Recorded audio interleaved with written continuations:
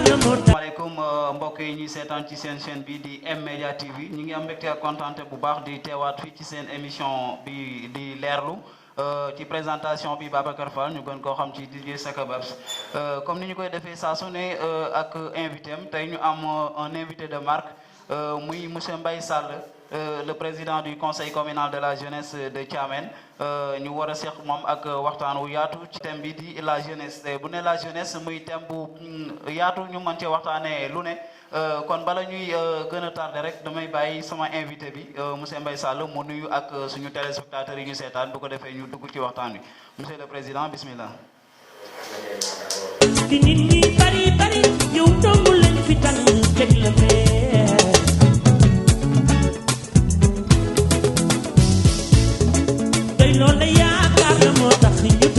dañu nekk ci li ñuy wax pandémie coronavirus mu lëmbee àdduna bi monsieur le président maa ngi lay nuyu. maa ngi lay fay monsieur le présentateur. Tout d'abord permettez-moi de rendre grâce à Allah. di nuyu ñëpp ñi ñuy seetaan à travers donc la chaîne MTV. Tout d'abord di profiter ci occasion bi muy weer bu sell bi ñu nekk. di weeru koor ñuy baalu ñëpp àq mais également aussi di baal ñëpp àq di ñaan suñu borom lépp lu ñu ci jaamu rek yàlla nañu ko nungul yàlla nañu nungul suñu koor amiin amiin donc di ñaan également lii fi lëmbee àdduna bi nañu ko suñu borom teggil balaa mu yàgg ba kenn ku nekk mën a delluwaat ci sa ay yitte voilà wala ñuy commencer rek comme ni ñu leen koy waxee ngeen continuer di abonné ci nga xam ne moo di M-Media TV à travers YouTube waaye aussi mën ngeen ñu seetaan en direct ci Instagram bi bu ko defee ngeen bàyyi ci xel bala ñuy gën a tardé monsieur le président ñu ñëw ci première question bi mooy historique gu conseil communal de la jeunesse lan nga ñu ci mën a leeral. Merci monsieur le présentateur. Je me présenter. Pour ñi may seetaan te xamuñu ma. donc man maa ngi tudd Mbaye Sall. di enseignant en service. ici à Thiamène. voilà donc fi laa jàngee sama cursus élémentaire. secondaire ma defee ko à Louga au CEM El Hadji Djili Mbaye. ak au lycée Malick Sall de Louga fa laa amee sama bac en 2002. door a dem à l'université donc doon fa suivre. anglais ci département anglais faculté des lettres et des sciences humaines. donc amee fa sama diplôme licence en anglais. donc tey ma bëggoon ñëw rek très rapidement. def benn rappel bu ndaw ci historique wu le conseil communal de la jeunesse. donc conseil communal de la jeunesse donc comme son nom l'indique. c'est au niveau donc de la commune de Thiamène Kayor.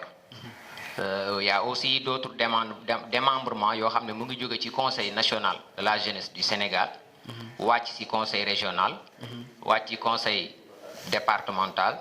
wàcc ci conseil d'arrondissement ba ci niveau conseil communal de la jeunesse. dont je suis le président. maintenant pour le conseil communal de la jeunesse ñu ngi ko renouvelé woon. le jeudi 17 décembre 2015. fii nii à Thiamène. ki doon def le renouvellement donc nekkoon la directrice du CEDEPS. madame Sarr. maintenant bi ñu falee y avait un bureau. mën naa ñëw très rapidement sur le bureau pour ñi nga xamante ni bëgg nañu xam la composition du bureau. donc il y a le président Mbaye Sall. il y a le premier vice-président chargé de la coordination Babacar Fall. également le présentateur. il y a un deuxième vice-présidente chargée des relations extérieures Fatimata Thioune. et comme secrétaire général. Babacar Gueye que je salue de passage depuis le Cameroun. son adjoint Souleymane Mbaye. le trésorier général. Mor Diop. Comme adjointe, Maguette Ndiaye. Maintenant, pour les commissions, on a une commission finance dirigée par Saër Gueye. Une commission organisation dirigée par Bourindao. Une commission éducation et formation, Soukay Ndiaye. Une commission santé et affaires sociales, Awa Fall. Une commission environnement et développement durable, Mame Diarra Seck. Une commission sportivo-socio-éducative et culturelle, Maguette Niass. Une commission féminine et petite enfance, Ndeye Matignan. Une commission communication et information Ahmed Sow et la dernière commission emploi et projet d'insertion Kani Diaw. Donc ñii ñoo composé woon le bureau exécutif du conseil communal de la jeunesse de Thiamène Kayor.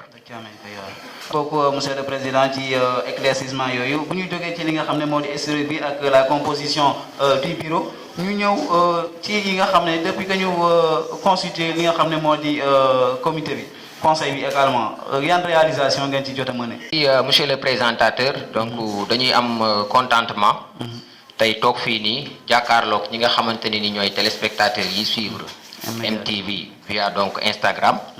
donc pour indi rek ay leeral par rapport ak li nga xamante ne ni ay quelques réalisations yoo xam ne jot nañ ko amal. au sein donc du conseil communal de la jeunesse parce que bi ñuy doog a falu. dañu amoon un plan d'action boo xamante ne ni dañu waxoon chaque année. donc dañuy dresser un plan d'action boo xam ne moom mooy activités yi ñu bëgg a dérouler ci année bi. donc bi ñuy soog a commencé. activité bi ñu njëkk a def. donc dañu responsabiliser woon commission bi nga xamante ni mooy commission environnement ak développement durable muy une journée boo xamante ne nii journée de reboisement la nekkoon. donc ñu ciblé woon ay lieux mu mel ne les places publiques. commencé ko ci la commune mairie bi. jóge fa dem aussi au niveau du collège. dem aussi si ñaari école élémentaire yi nga xamante ni ñoom ñoo fi nekkoon. dem ci les 2 grandes mosquées ak benn école privée franco-arabe bu fi nekkoon donc ñu reboiser fa woon ci lieu yooyu yëpp ñu defoon fa ay garab. donc boobu mooy première activité boo xamante ni bi ñu doog a falu moom la ñu defoon. Ensuite on avait organisé le 26 septembre. bi ci topp benn don de sang boo xam ne ñoo ngi ci àndoon ak waa hôpital régional Amadou Sakhir Mbaye bu Louga. donc ñoom ñoo fi ñëwoon ñu def un don de sang. donc boo xamante ni amoon nañ ci vraiment satisfaction. donc également ci suñu ay réalisation yoo xamante ni nii donc yu ñu defoon la.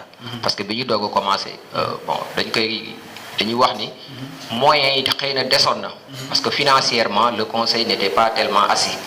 maintenant moo taxoon dañ ne woon nañu xool les activités yi nga xamante ne ni ça ne demande pas des moyens. wala ça ne demande pas donc un investissement très lourd même. peut-être ak quelques efforts mën nañu ko réaliser. effectivement seulement avec des efforts physiques par exemple. Ensuite ci biir vacances yi aussi ñu organiser ce qu'on appelle des cours de vacances. donc amal ko pour nos jeunes frères et sœurs yi nga xam ne ñi ngi fi woon. donc bañ rek ñu ne moment vacances lañ nekk moment foo agréé mais quand même ñu fexe maanaam boole l'utile ak l'agréable. donte ci vacances lañ nekk foogree mais quand même ñu dugalaale ci pour le dernier mois donc des vacances à savoir le mois de septembre. ñu fexe nu leen accompagner ci ay enseignement apprentissage ba bu école di ubbi le mois d'octobre rek fekk déjà ñoom am na quelques bagages yoo xam ne nii déjà nekk na fa. effectivement merci président ci leeral yooyu nga xam ne jot ngeen ko def ci réalisation yi bu ñu xoolee ci réalisation yi ba tey est-ce que au-delà de activité de reboisement bi ak don de sang yooyu am na yeneen. ak cours de vacances yi y a d'autres réalisations yoo xam ne jot ngeen ko fay def naam néanmoins que yéen a ngi wax ne seen ay moyens demeewul noonu. Voilà c'est vrai parce que bon la liste est loin d'être exhaustive.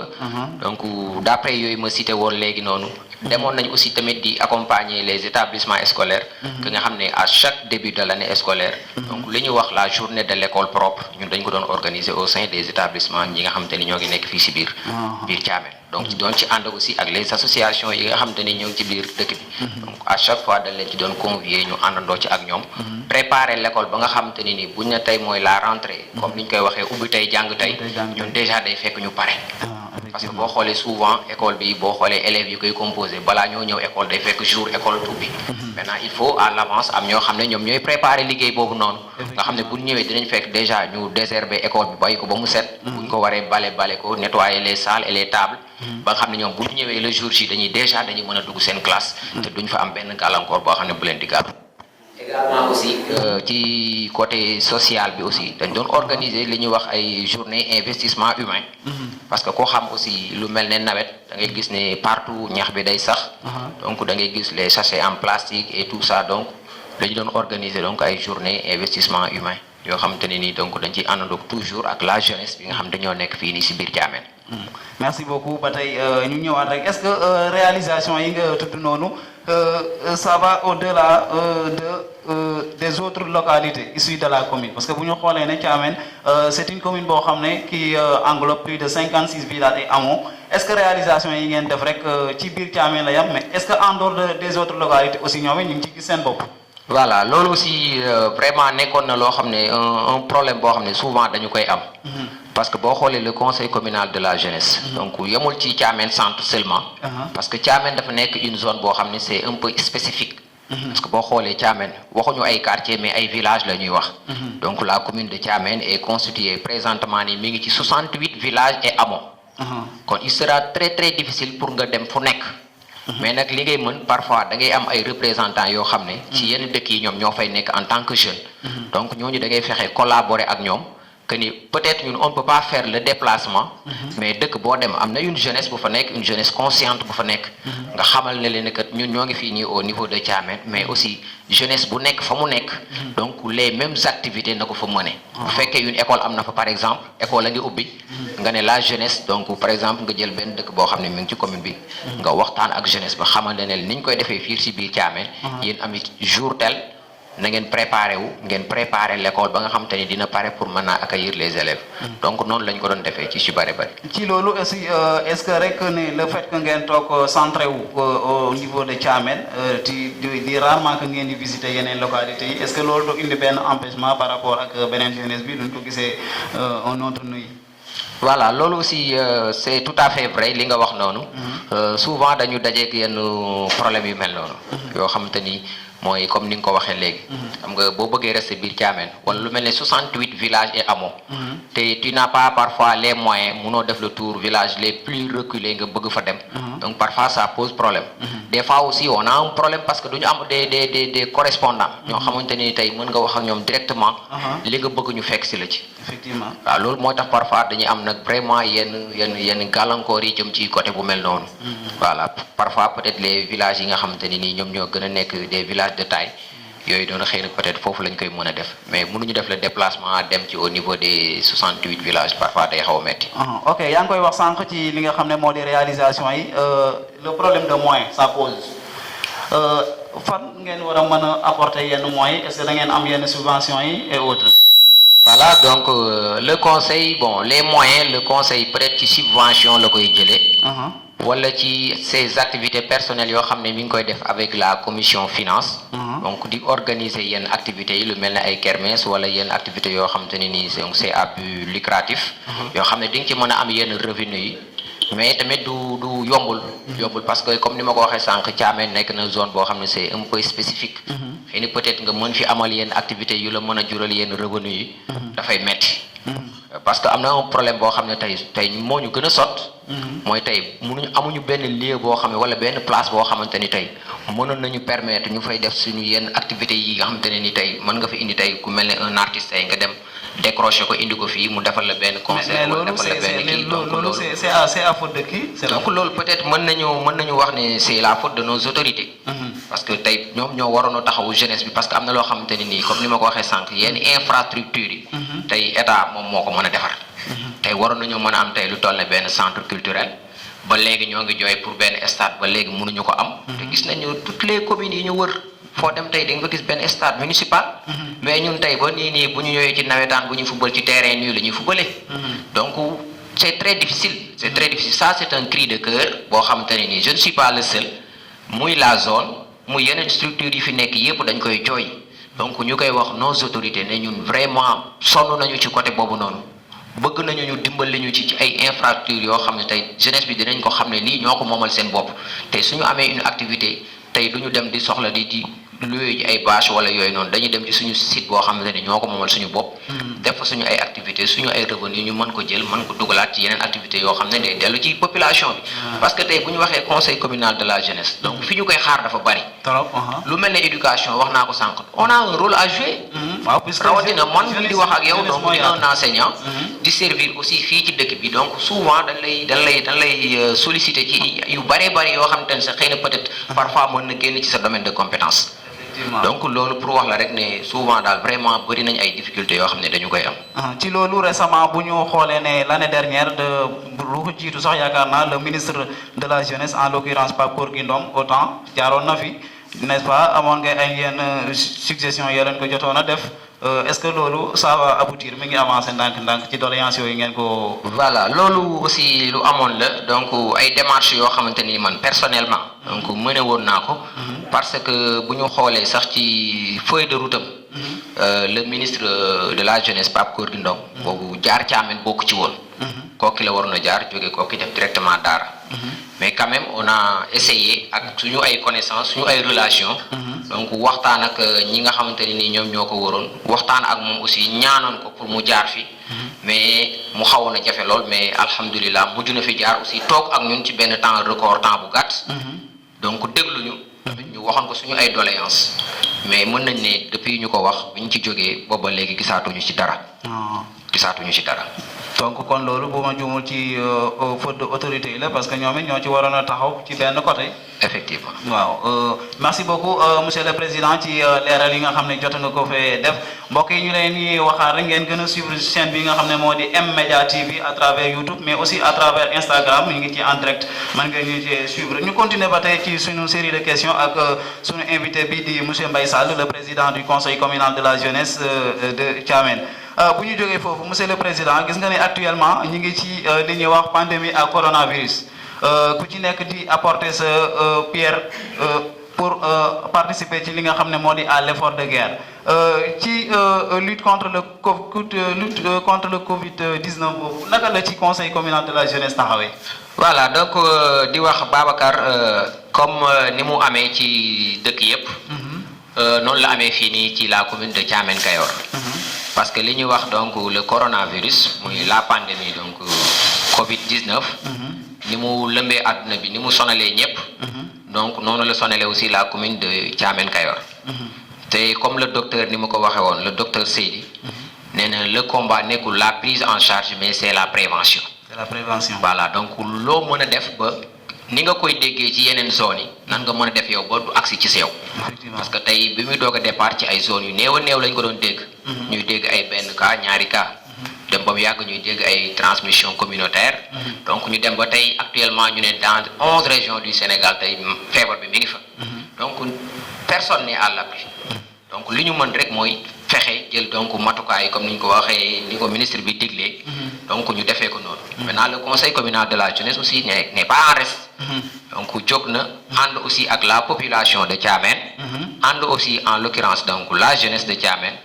de faire face maintenant à la pandémie. donc teg ay jéego yoo xamante ni nii donc ça va dans le sens de la prévention. ci loolu yan activité ngeen ci commencé mener. voilà premièrement donc li ñu njëkk a def. mooy comme ni nga ko waxee les gestes barrières yi nga xamante ne nii tey ñi yor wàllu santé bi digle woon nañu ko. mooy lu ci mel ne di sensibiliser nit ñi. ñuy éviter yenn rassemblement yi. donc de se donner la main. donc ak foo toll ngay raxasoo ak saabu. ak di utiliser donc ce qu'on appelle le gel hydroalcoolique. donc yooyu ci la ñu démarré. donc ni ñu démarré nag dañ ci àndoon ak le comité bi nga xamante ne nii mi ngi au niveau de l'arrondissement. ñooñu accompagner woon. envoyé ñu donc 13 systèmes de lavage des mains. yoo xam ne ñoom ñoo ko defar yónnee ñu ko. donc bi ñu ñëwee on a jugé très insuffisant. le nombre. waaw puisque par rapport ak l'agglomération de cette. voilà donc ak la taille donc de la commune. donc ñu gis ne lii vraiment c'est très insuffisant. maintenant ñu ne c'est un modèle. maintenant li ñuy xaar mooy ñun dañu def suñu propre démarche. yoo xam ne dinañ mën a xool naka la ñuy def ba mën a dajale benn fonds boo xam ne. moom la ñuy jël di ko utiliser di ko utiliser maintenant pour li ñu bëgg a def comme activité ñu mën ko def. donc ci la ñu demee def le tour. dem gis les bonnes volontés. donc pour ñi nga xamante ne ni sont disposés pour may ñu ay bidons. ñu dem si ñoom def collecte bi d'abord. ñu defee collecte bi aussi ci ñun suñu wàllu bopp. commencé ko ci man sama bopp donc génne sama poche joxe. donc ne keneen aussi bu ñu xaar kenn. donc nañu ci nekk ba ku ñëw fekk ñu si keneen génn ci poosam kenn gi génn ci poosam. ba ñu am un montant boo xam ne dépassé woon na presque les 160 000. yoo xam ne ñun ñoo ko dajaleel suñu bopp. maintenant si la ñu demee ci quincaillerie bi jënd suñu ay robinet. maintenant dem toujours dem seet tamit suñu expertise locale. parce que ni mu amee feneen noonu la amee fii. ñoom it comme citoyen ñu jàpp ci combat bi ne maintenant pour defar bi. amul dara lu ñu siy laaj. nañu indi le matériel ñoom dinañu chargé wu ci li ci des. donc te noonu ñu ko waxee woon aussi noonu la ñu ko defee. bi ñu paree amoon nañ ci aussi un nombre boo xam ne ça dépassé les 50. voilà moom la ñu distribué ci les daara d'abord parce que ñoom la ñu privilégié woon parce que ku wax daara. xam ne donc ña fay nekk ay xale lañ yoo xam ne tey mesures yi ñu teg yëpp pour ñoom ñu am ko xëy na dina jafe ndax nombre bi nga xamante ni daara bi da koy composé wu. donc moo taxoon ñoom ñoo doon cible bi njëkk. bi ñu paree foofu aussi. ñu ne comme mënuñu dem ci kër gu nekk ñu installé ko fa. mais quand même nañu montrer le bon exemple. ma commencé sama bopp ma installé sama bopp boo xam te ni sama kër laa ko installé. defar la vidéo pour montrer aux autres ne leen c'est facile ne kenn ku nekk defar ci këram. kuy dugg raxasu kuy génn aussi raxasu. maintenant le reste nag ñu ne comme le marché dafa nekk benn lieu public boo xam ne mënoo xëy suba ba ngoon jot. te demoo fa. donc ñëpp a fay dem donc kër yëpp boo xëyee tey bala ngaa taal añ wala bala ngaa dara di nga dem marché nduggi et cetera ñu ne kon nañu njëkkee marché yi ñu dem ba ci biir marché yi xool distance boo xam ne dañ peut-être ay 50 mètres yooyu fu ne ñu installé fa benn maintenant nag sensibiliser ñi nga xamante ni ñoom leen responsabiliser woon jox leen matériel boobu ne leen nag lii teguñu ko fii pour nit ñi di ko xool rek di ko romb di dem ak a ñëw c'est des moyens yoo xam ne nit ñi ñoo ko fexe ba jël ko indi ko teg ko fii pour maintenant askan wi di ko jëfandikoo maintenant kuy dugg si ci marché bi wala kuy ñëw war a dugg sa boutique nga ne ko raxasul ba pare mu raxasu door a ñëw door a wax ak yow wala door a jëflante ak yow donc et cetera noonu la ñu fexee ba biir marché bi yëpp installé nañ fa lu war a mat 50. waaw loolu daal jotoon nañ ko def d'abord ci système lavage des mains boobu defoon nañ tamit est-ce que yeneen localités yi ñoom it gis nañ ci seen bopp. waaw du ma ne yëpp du ma ne yëpp mais on a essayé. comme ni ñu ko jotee woon un modèle boo xam ne mu ngi jóge woon au niveau de l'arrondissement. ñun aussi fexe nañu ba yenn zones yi. envoyé fa un nombre boo xam ne daf leen di servir de modèle. donc wax leen ne leen ñun fii la ñu déparé yéen aussi y a des jeunes y a des bonnes volontés. na ngeen fexe yéen it nu ngeen mën a defee ba. ñun bu ngeen bëggee sax mën nañ leen a accompagner par exemple bu fekkente ni tey confection bi dina poser problème. bu ngeen amee le matériel ñun mën nañ ñu boole leen ak koo xam ne dina leen defaral. donc ci noonu dem nañ jot nañu dem fu mel ne Touba Ndiaye envoyé nañu fa. dem nañ personnellement def nañ le déplacement dem à Guéli. dem aussi à Sangué dem fu mel ne aussi Mux-Mux. donc yóbbu fa dispositif bi waxtaan ak jeunesse ba ñu fa fekk xamal leen ne leen donc nii la war a demee. donc loolu jot nañ ko def mais nag pour dire vrai moom mënuñu woon a wër les 68 villages et amoon. Effectivement. Est-ce que ci loolu aussi vous avez l'appui des autorités municipales en l'occurrence monsieur le maire? waaw mën nañu wax on a l'appui donc du maire. donc mais c'était un appui boo xam ne c'est personnel. le maire moom moo génne loolu ci poosam. donc dimbalee ñu ko. jox nañu aussi des lu mel ni saabu. donc nga xam ne fu ñu installé dispositif bi jël saabu teg fa. pour ñi raxasu di ko mën di jëfandikoo. jox nañu aussi lu mel ne eau de javel. donc pour mu accompagner loolu noonu. donc yëkkatiwaat xaalis.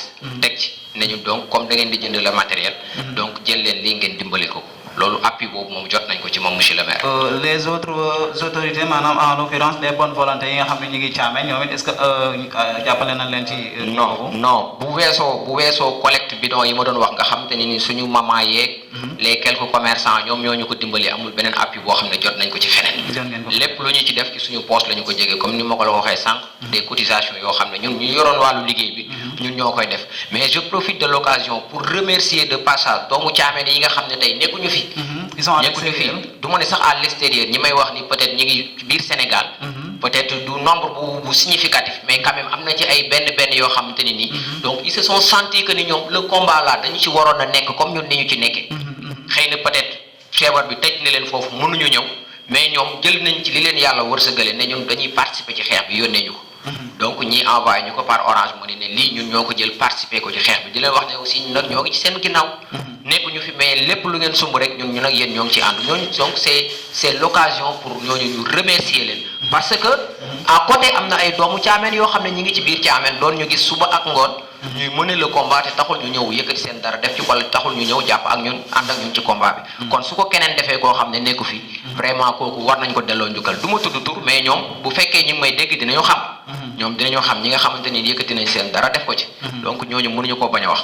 effectivement voilà kon ci loolu ñu ngi lancé appel autorité locale yi nga xam ne ñu ngi fi mooy les bonnes volontés ñoom it ñu ñëw jàppale leen ci li nga xam ne moo di liggéey bi puisque ñoom it ay jeunes lañ aussi tamit dañoo bëgg nañ leen lu dul développement seen commune ñoom it ñu leen di ñaax ñu ñëw apporter seen pierre de guerre ci loolu monsieur le président d'après système de lavage yooyu ngeen collecté woon exposé ko ci les lieux publics est-ce que mi ngi am benn suivi bi. waaw ñi ngi am suivi bi parce que bi ñu installé kii ba pare. dañu doon def bu ñu xëyaatee le lendemain. ñu defaat le tour xool ba xam est-ce que lii. nit ñi ñu ngi koy utiliser à bon escient. donc fu ñu constaté ne bi ñu ko fa tegee bañ fa jógee la ci gars yi pare woon ñu jël ko jox ko keneen koo xam ne soxla na ko. mais tamit dañ doon xool duñ ko teg n'importe comment dañ doon xool tey koo xam te ni tey responsable ñu ne la kat lii yow lañ responsabiliser. yow yaay chargé wu su bidon bi jeexee nga remplir ko su ngoonee booy wàcc nga jël ko dugal ko sa place parce que boo ko bàyyee foofu suba mën nga xëy doo ko fa fekk donc su ngoonee booy wàcc nga jël ko dugal ko sa place boo xëyee suba nga génne waat ko tegaat ko ci foo xamante ni dina accessible parce que tamit du loo xamante ne ni da nga ko jël def ko sa moomeelu bopp donc c'est pour tout le monde yow dañ la ko responsabiliser rek yow yaa yor gestion bi mais du loo xamante ni yaa ko moom yaay tànn ku ci raxasu ak ku ci dul raxasu donc c'est pour tout le monde donc teg ko foo xam ne dina accessible ku romb dina ko gis yow it parfois nga donner le bon exemple toog ba mu yàgg 30 minutes nga ñëw raxasu dina am ku lay gis dane kii comme mi ngi raxasu fu mu toll gënumaa bëgg lu baax donc ni muy aaree boppam mooy naay raxasu pour aaree ko sama bopp donc noonu lañ doon def chaque jour bu ñu xëyee dem def le tour xool ba xam nit ñi ngi koy jëfandikoo mais da ngay gis ni tamit départ bi xawoon na jafe mais au fur et à mesure nit ñi dem nañ ba xam njariñ li donc ñu koy gis ñu di ko utiliser comme ni mu waree. Merci beaucoup encore monsieur le président Mbaye Sall ma rappelé leen c'est le président du conseil communal de la jeunesse de Thiamène moom la ñu fi am comme invité ñuy waxtaan ba tey ci wàllu jeunesse ak ci actualité bi nga xam ne mooy la pandémie à coronavirus plus connu sous le nom de Covid-19 ci loolu monsieur le président gis nañ ni le président de la République en l'occurrence monsieur Macky Sall dafa proposer aux populations sénégalaises une aide alimentaire ci loolu mu tëral li nga xam ne moo di des comités de ciblage bu ñu waxee comité de ciblage am na aussi la jeunesse ñoom it gis nañ ci seen place muy en tant que président yaa ngi ci comité de ciblage bi est-ce que mën nga ñu ñëwal ci kii boobu nu mu fa tëddee. ci comité voilà merci donc Babacar le présentateur. soo ma ko mayee rek balaa maa ñëw foofu. ci li nga xamante ni ay effort la yoo xam ne ñoo ngi ko doon mëne ci xeex bi. dañu jóge ci système lavage des mains bi rek. ñu anticiper ci le port des masques. parce que booy suivre actualité. voilà les masques. booy suivre actualité. ñun ni ñu déggee autorités yi ñi nga xamante ni ñoo yoroon wàllu kii bi. wàllu santé bi. ni ñu doon waxee rek. ñun on savait très bien que ni foofu lañ jëm. parce que xëy na peut-être li ñuy wax confinement total jafe na trop pour mu am Sénégal. mais ak ni feebar bi continuer woon ak les cas communautaires chaque jour ni mu doon yokkee. ñun dañoo xamoon ne ñun foofu la ñu jëm ak ñun ci le port des masques. raison pour laquelle ñun dañu ci def une anticipation. bi ñu xamee loolu très tôt dañu dem toog waxtaan ñu ne ñun comme montant bi ñu amoon. loo ci defar système lavage des mains yi desoon na. pourquoi pas ñu dem jël ci.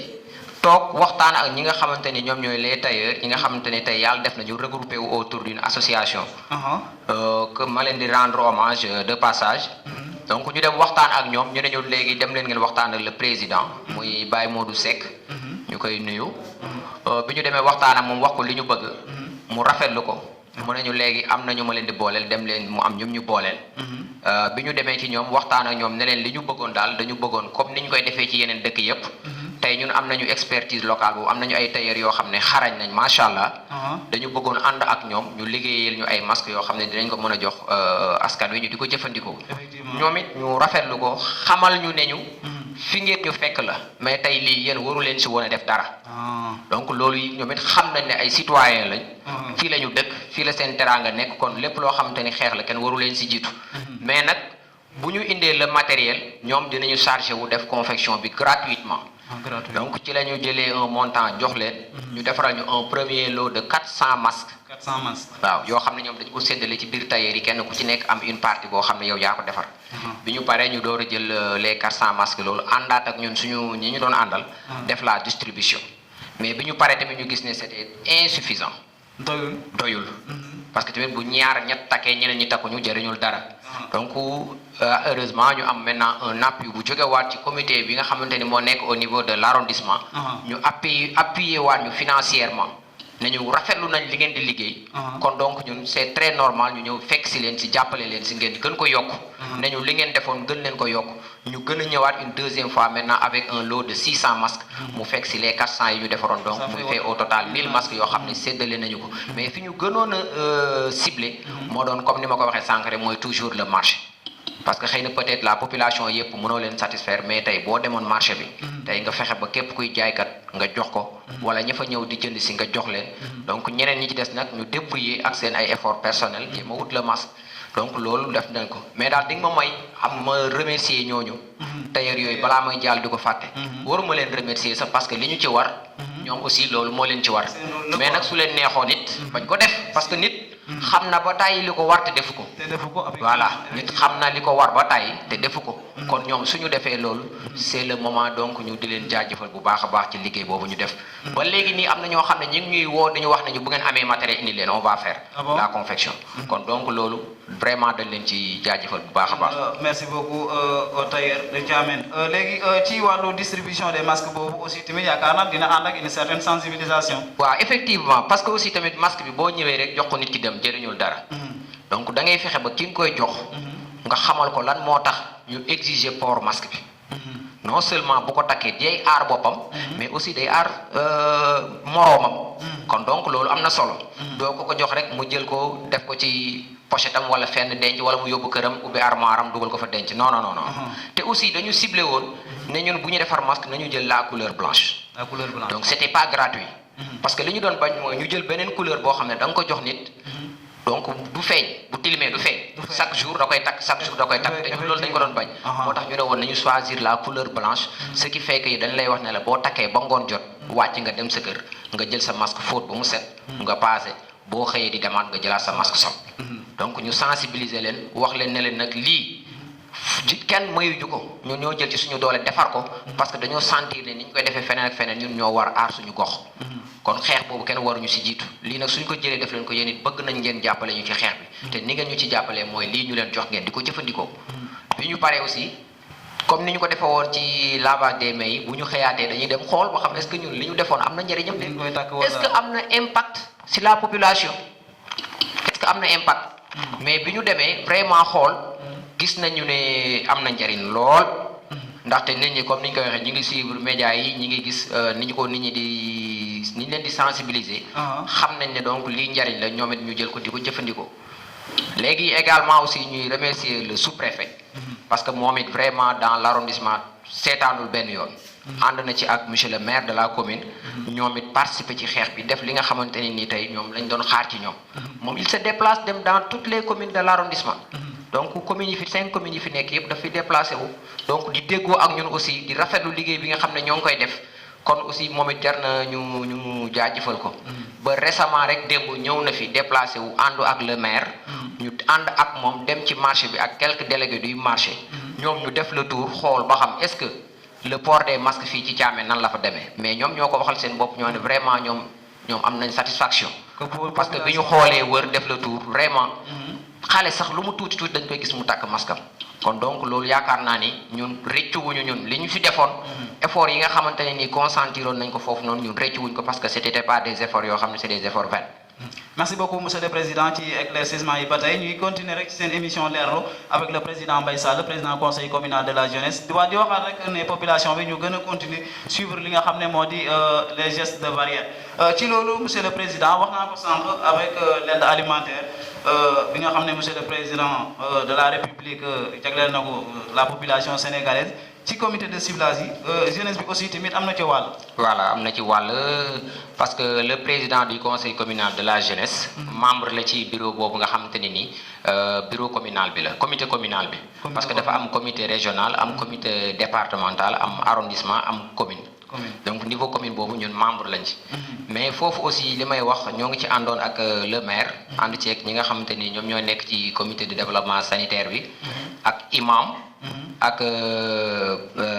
les GPF ñoom aussi membre lañ ci woon ak les chefs de village donc foofu tamit damay wax ni vraiment def nañ fa liggéey bu mucc ayib parce que tamit li may wax souvent ñun suñu présence foofa c'était pas gratuit donc suñu fa jëlee tànn ñu fa pour ñu bokk ci comité boobu parce que am na lu ñuy yaakaar loo xam ne ñun war nañ ko mën a indi donc te également noonu la ñu ko defee surtout ci li nga xamante ne ni moom moo waroon a nekk le partage bi ñu waroon a def quota bi nga xamante ne nii la commune de Thiamène amoon na ko parce que bi ñu waxee quota bi nga xamante ne nii commune Thiamène amoon na ko ça tournait autour de 1001 ménages yoo xam ne nii ay bénéficiaires lañ maintenant 1001 benn ménages yooyu dañu ko répartir ci 2 groupes benn groupe bi jëkk mooy li ñu tuddee RNU registre national unique mooy ñi nga xamante ni sont bénéficiaires donc des bourses de sécurité familiale ñooñu c'était 418 bénéficiaires ñu war a amaat beneen loo boo xam beneen extension boo xam ne extension lañ ko tuddee bu war a compléter les 418 pour mu mat 1001 muy 583 yoo xam ne dañ ko war a cibler fii nii ci au niveau donc de la commune de Thiamène Kayor ñu waroon def nag choix muy choix bu xawoon a difficile parce que wax nañ ko dès l'entame donc de l'émission que ni Thiamène dafa nekk benn lieu boo xam ne dafa spécifique parce que 68 villages donc c'est pas petit du lu ndaw liggéey bi yombul woon mais Dieu merci def nañ ko partage bi ci ni ñu koy waxee le partage proportionnel kenn ku nekk quota bi nga am sa nombre de ménages moo ko déterminé yaakaar naa ne foofu amul dara lu ñu fay reprocher loolu moom commission bi vraiment réussir na ko ci choix boobu aussi tamit ci village yi naka la choix bi demee dafa am ay yeneen comité wala. voilà day am yeneen comité comme ni mu amee comité communal dafa am yeneen comité yu ñu tuddee des sous-comités muy niveau village. niveau village ñi amul village niveau quartier. maintenant foofu aussi tamit le chef de village wala le chef de quartier moom mooy le président donc de la du comité. maintenant dina ci am aussi d'autres membres parce que dañu wax ne bu fekkee am na fa un directeur d'école. aussi day bokk ci comité bi les OCB mooy organisation communautaire de base mooy association yi am reconnaissance aussi fa amee dañuy am membre imam bi également day am membre les relais communautaires aussi dañuy am membre donc ak su ma juumul imam wax naa ko n'est-ce pas waaw ak chef de village bi nga xam te ni moom mooy jiite kii bi donc ñooñu aussi ak bàjjonu gox yi voilà ñoom aussi ci la ñu bokk léegi ci critère maanaam ci choix boobu xam nga le président de la république daf ne aide alimentaire bi ñu ngi ko jagleel les ménages les plus vulnérables voilà est-ce que ñoom ci choix boobu ñu ngi doon nañ ci bàyyi xel par rapport ak yéen bi ngeen jotee recensement yi waaw ñun bi ñu jotee terme de référence yi donc dañu convoqué les chefs de village ñu ñëw ñu waxtaan ak ñoom xamal leen ne leen kat ndigal li jógee ci kaw donc li mu joxe directive yi mu joxe lii la wax donc bu ngeen demee di def ciblage bi au niveau donc de votre village ou bien de votre quartier du le chef du village mooy xool diw neex na mën naa ko bind wala diw sama jarbaat la wala diw maag papa ma bokk naa ko bind non non non demeewul noonu dañu la wax ne la dafa am ay critères yoo xam ne ci ngay war a sukkandiku pour nga xool kan nga war a tànn donc extension boobu dañu wax ñi nga xam ne sont vulnérables au Covid-19 tey amoon nañ peut-être benn revenu boo xam ne doon nañ ko am mais tey ak feebar bi tey amatuñu ko donc ils vivent difficilement donc mais nag comme yow da nga yor village ñu am benn quota buñ la jox par exemple ñu ne la dans ton village tu vas choisir 10 donc mënoo choisir village bi yépp donc ça va poser problème mais nag kuy liggéey aussi tamit ku ne war nga sóoraale sa diggante ak sa borom tey war nga def de telle sorte que ñi nga àndal ci comité bi di liggéey donc ñoom it ñu dee nekk des responsables parce que bu ñu leen tànnee ku mel ne imam ñu tànn ko c'est pas gratuit donc ku mel ne un directeur d'école ñu tànn ko aussi c'est pas gratuit donc xam nañ ñoom ne c'est des gens yoo xam ne ils sont responsables donc du ñu def par parloo du ñu def yaama neex donc lépp lu ñu def rek bu ñu àndee ñoom ba d'accord ci rek yaakaar naa ne bu ñëwee aussi tamit ci niveau communal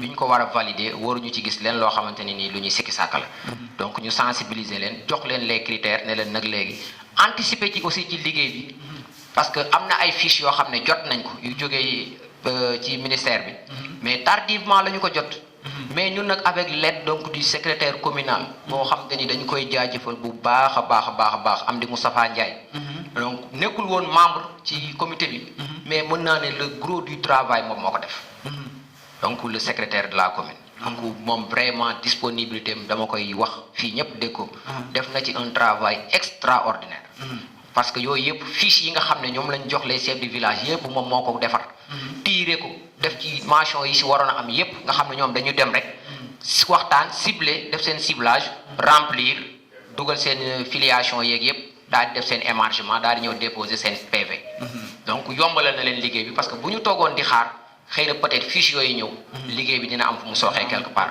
donc kon anticipation aussi amaat na foofu ba bi ñu demee au niveau arrondissement mën naa ne dans le département de Louga moom moo si njëkk a pare ba fi may wax ak yow ni ñoom pare nañu bu yàgg xëy na peut-être valider niveau département wala niveau région bu yàgg foofu lay yàggee mais mën naa ne niveau commune wàcc niveau arrondissement foofu moom le travail amu fa taxawu fa donc loolu moom vraiment ñoom ñoo ko waxal seen bopp waa arrondissement ñoom saluer le travail bi nga xamante ni def nañ ko au niveau donc de la commune de Thiamène.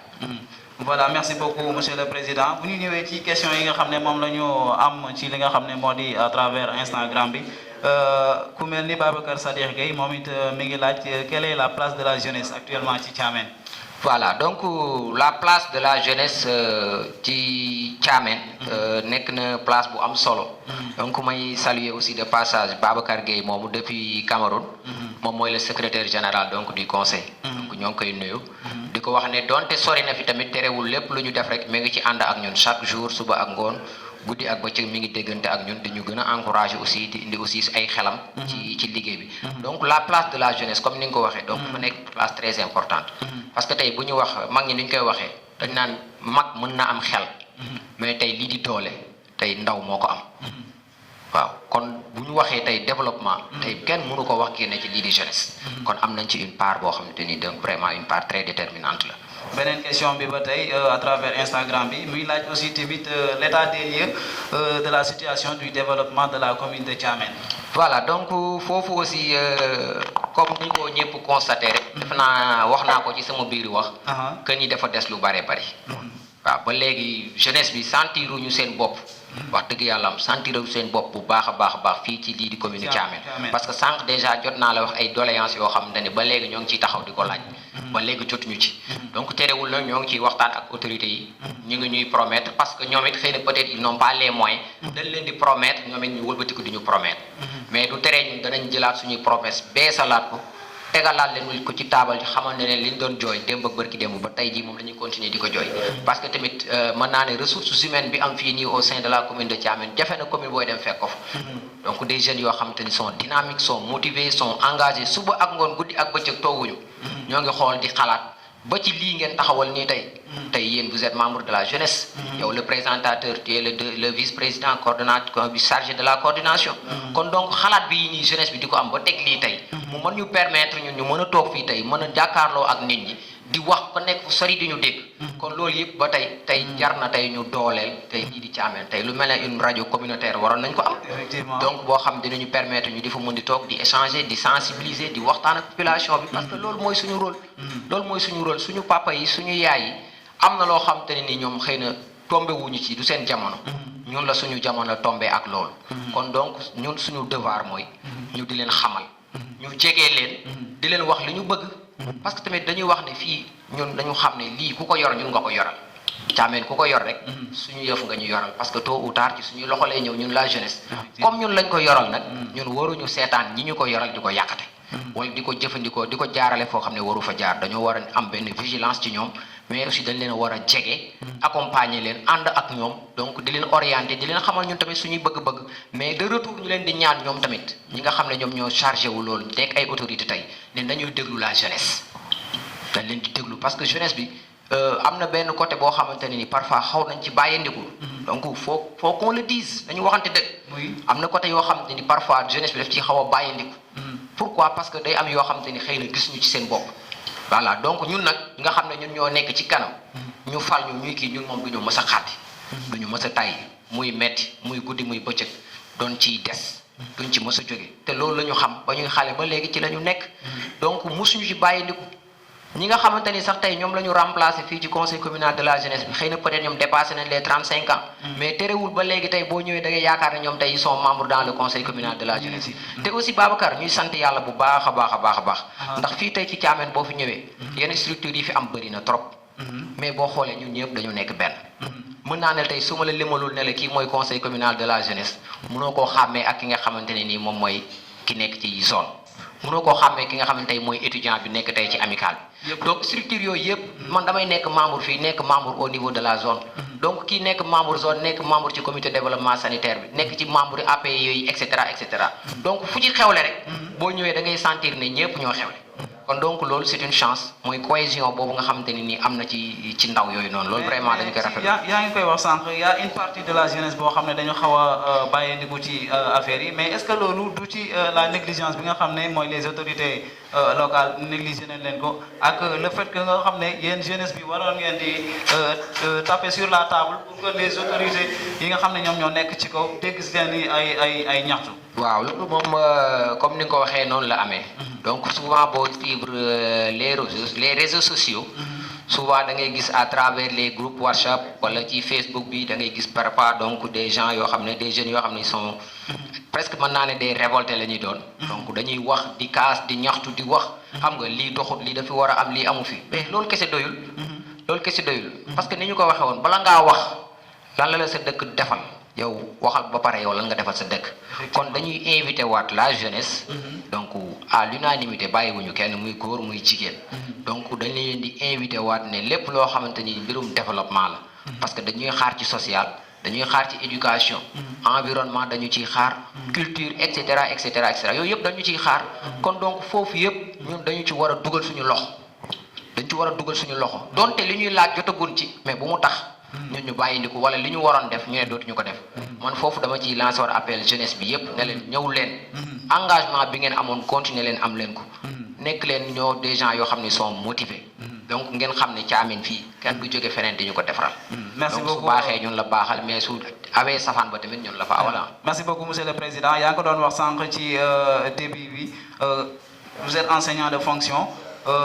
Amdi Moustapha moom day demander aussi tamit est-ce qu'il n'est pas dangereux d'amener les élèves à l'école avec pandémie bi ñu nekk nii en tant qu'enseignant. voilà foofu aussi dinaa fa wax aussi en tant qu'enseignant mais aussi en tant que parent d'élève.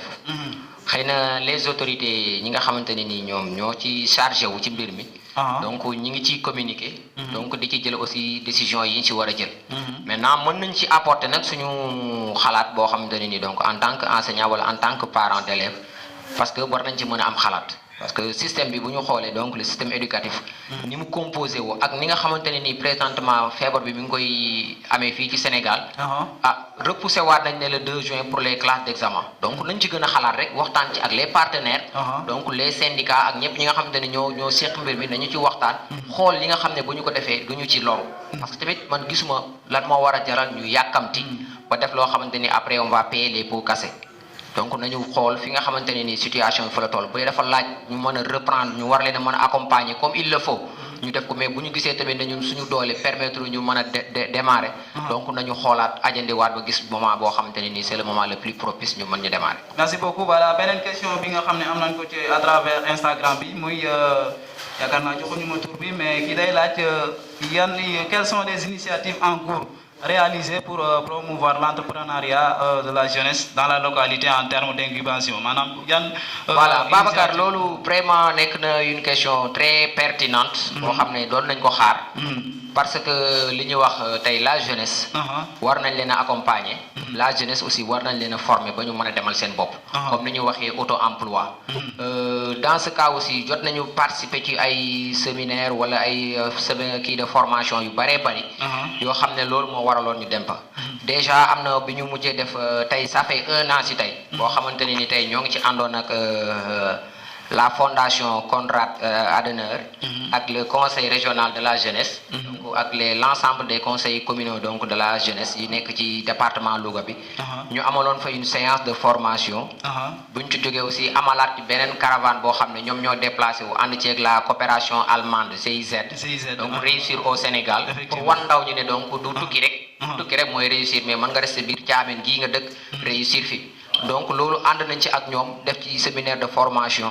am na aussi des projets yoo xam ne doon nañ ko déposer ci instances yi ñu ko war a déposer pour maintenant les jeunes puissent maintenant bénéficier donc des financements mën a dem ak seen bopp.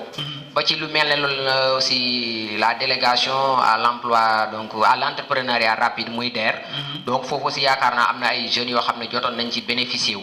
donc yooyu ñu ngi ciy dox te duñ ci xaar te dañuy dolliwaat aussi di tàllal loxo suñu parents yi nga xam ne ñu ngi nekk à l'extérieur les bonnes volontés et tout donc ku mën a décrocher un partenaire boo xam ne vraiment dina mën a jàppale la jeunesse de Thiamène ñoo ngi la ciy tàllal loxo donc ñu aussi duñu ci mës a xaar di ñoo ngi ci chaque jour di làmb di contacter ay nit di waxtaan ak ay nit pour est-ce que dinañ mën a am ay relation am dinañu mën a permettre ñu am ñoo xam ne dinañu mën a accompagner ba ñu mën a teg ndaw ñi donc ci ay yoon yoo xam ne buñ ci jaaree ëllëg dinañ mën a demal seen bopp. merci beaucoup monsieur le président beneen dernière question bi rek laataa ñuy terminer li nga xam ne moo di débat bi muy monsieur Mounirou Fall moom it day laaj doon nañu ko wax sànq ci li nga xam ne mooy bonne volonté yi nga xam ne ñi ngi caamee te apporté gun seen soutien loolu aussi ñoom it quel est le rôle maanaam aussi tamit fekkee ne xamuñu ko ñu jéem leen ci ñaaxaat tuuti pour que ñoom it ñu mën a apporter seen pierre ci combat bi. ah très bien Babacar loolu moom vraiment am na solo parce que boo xoolee tey fépp ci Sénégal. bi monsieur le président waxee. donc ne dina am benn kii boo xamante ne ni moom lay jël. pour taxawal xeex feebar bii nii. am ay montants yoo xam ne donc dégagé na ko pour naka lay appuyer maintenant ñi nga xamante ni ñoom ñooy les plus vulnérables. terewul kenn ku ci nekk fa nga dëkk. donc jël nga ci li la yàlla dooleel li la yàlla wërsëgale. nga jàppale ci ñi nga xamante ne ni tey boo soxlaa ñoom ngay gis. surtout les hommes politiques. parce que Babacar loolu da nga ma permettre ma wax ci tuuti. ndax bu fekkee yow bu élection échéance amee. élection am wala dara da ngay dem dans les coins les plus reculés du Sénégal. donc foo yaakaar ne duñ fa dem rek dañ fay teg seen tànk. donc pour lan parce que dañu am lu ñu bëgg te li ñu bëgg. ci ñooñu lañ ko mën a amee. mooy des voix yoo xam ne peut-être moom moo leen di yóbbu fi ñu bëgg a dem. muy le député muy le président muy yeneen li mu mënti doon. kon tey lu mel ni su amee ñëw dal ci askan wi. kon il est très normal ñoom it ñu wàcc si ba ci coin yooyu noonu nga xam ne doon nañ fa dem di taataan baatu askan wi. war nañ fa wàcc si ak li leen yàlla jox. donc taxawu ñooñu dimbali leen. am na ñu koy def nag fa ñu dëkk mais mën nañ ne Thiamène moom peut-être bu dee am na fi mais néew nañ ci doole trop. aide boobu noonu vraiment néew nañ ci doole ñi ngi jaajëfal nag di ñaanal ñi nga xamante ne nii jël nañ ci seen doole dimbali ci ñi nga xamante ne nii seen ay dëkkandoo lañ. voilà merci beaucoup monsieur le président Mbaye Sall ci kàddu yu am solo yooyu di la remercier encore une fois ci li nga xam ne moo di invitation bi naam se ne dañu la ko wax rek nga accordé ñu ko à l'improviste donc mbokk yi nga xam ne yéen ngi doon suivre fii ci seen chaîne bii di M-Media TV ñi ngi am mbégte ak kontaante bu baax a baax doon teewal fii ci seen émission leerlu àndoon ci ak ni ma ko waxee woon le président Mbaye Sall di président conseil communal de la jeunesse bu Thiamène di ko remercier waat bu baax a baax encore une fois monsieur le président ce dernier mot. Voilà, merci Babacar. Donc c'est moi qui vous remercie. Vous m'avez donné donc l'occasion donc toog waxtaan ak la jeunesse de Thiamène. mais aussi waxtaan ak toute la jeunesse sénégalaise. waxtaan ak suñu naataango yi nga xamante ni tey nekkuñu biir Thiamène ñi ngi à l'extérieur. donc ñu leen di saluer de passage. donc di wax ñëpp daal ne suñu combat. mooy du mës a changer. mooy lépp lu ñu war a mën a def ba jëlee Thiamène d'un point A yóbbu ko d'un point B. loolu mooy suñu yitte. duñ ci mës a décourager ci la ñu nekk. donc di ñaan képp koo xam ne rek bon sa loxo jot na sa ginnaaw nga war ñu mën a jàppale. donc nga ñëw fekk suñu ci combat bi ñëw jàppale ci combat bi. mais également permettez-moi donc d'adresser quelques salutations d'abord à mes collègues enseignants. yi nga xam ne ñoo ngi en service fii nii ci au niveau donc de la zone de Thiamène. sans oublier aussi mon directeur Ibrahima Lo. di nuyu aussi les membres du conseil communal de la jeunesse. donc ñoom ñi nga xam ne lépp lu ñu yëkkati ñoom lañ ci àndal. donc dana leen nuyu dana leen jaajëfal bu baax a baax. mais nag mention spéciale comme ni ma ko waxee sànq à nos aînés. waxuñu ne ñun suñu mandat jeex na rek jël leen lenge yi pare na ñun dem nañ toog. parce que dañu wax ne jeunesse. du ci ay âge. état d'âme la rek. ñoom ba léegi lii ñu def lépp ñoo ci ànd ak ñoom ku mel ne Cheikh Gueye ku mel ne Mor Ndiaye. ku mel ne Bamba Ba. donc bàyyiwuma kenn xëy na bu ñu limee. dina jafe pour ñu matale ñëpp mais ñoom xam nañ seen bopp ñi nga xamante ne ñëpp ànd nañoo ak ñun ci xeex bi. donc muy des jeunes yoo xam ne tey mënoon nañoo nekk ci place bi président bi nekk def lu raw li président bi def. ça moom je le sais très bien. donc fii ma toog am na ñeneen ñoo xamante ni tey mën nga am 1000 personnes yu fi toog te des gens yu compétents la ñuy doon. kon donc buñ fi toogee. c'est que ñooñu doyloo jox ñu confiance. mais yemuñu si dañu ànd ak ñun di ñu accompagner suba ak ngoon guddi ak bëccëg. di nuyu aussi le maire. di nuyu aussi le sous-préfet de l'arrondissement. di nuyu aussi suñu naataango président conseil communal de jeunesse yi nekk ci Sénégal yépp parce que di leen dolliwaat ne leen kat vraiment am nañu liggéey bu ñu war ci lii nii di pandémie bi. kon donc nañu gën a joxante loxo. man su ma toogee fii gis beneen président conseil communal de la jeunesse ci beneen gox muy def liggéey bu mel nii man war naa ko mën a copier def ko fii. effectivement kon donc parce que ñun ñëpp ñoo am tey rôle boo xam ne nii les rôles yi ñu assigné. ak mission yi nga xam ne mooy suñu mission ñun ñëpp ñoo ko yem. mais permettez-moi également dama ko fàtte bon à un cousin ki nga xam ne moo ma teetee moo may xale moo ma defal lu bare ci sama carrière muy monsieur Moustapha Niass donc en service à l'école Jidda Thiaroye Kaw donc bu Pikine depuis démb moom yàkkamti naa affaire bi déjà sax commencé woon na ma di ma balancer ay question moom kon dinaa ko nuyu xëy na peut-être am na ci ay question yoo xam ne trouvé na réponse yi ci biir kon moom it man du ma ko fàtte dinaa ko jaajëfal bu baax a baax ak sama xarit yi nga xam ne ñoom laa fa wondool vraiment ñoom it nga xam ne duñ ma seetaan lu ma dugg ñu dugg ci ñoom it fàtte woo leen xam nañ seen bopp ils vont se reconnaître di saluer aussi ma famille toute la famille Sall à Dakar à Thiamène à Kër Thione ak ñi nekk à l'extérieur ñëpp bëri chatol bàyyiwuma kenn képp koo xam te ni xam nga Mbaye Sall wala rek xàmmee nga ko rek maa ngi lay nuyu di la jaajëfal bu baax a baax. Merci beaucoup, Monsieur le Président. Merci beaucoup, chers téléspectateurs de M-Media TV. C'était votre émission Lerlou en présence avec Monsieur le Président du Conseil communal de la jeunesse. Ci présentation bi Babacar Fall alias DJ Saka Babsou ñu ngi remercier ñëpp ñi doon seetaan di remercier aussi équipe technique bi nga xam ne ñoo nekk ci ginnaaw di leen jaajëfal suñu caméraman yi suñu techniciens yi ñëpp ñu ngi leen di jaajëfal également ñu ngi jaajëfal ñi nga xam ne ñu ngi ñu doon suivre ci Instagram bi di leen jox rendez-vous beneen jour inchallah merci beaucoup à la prochaine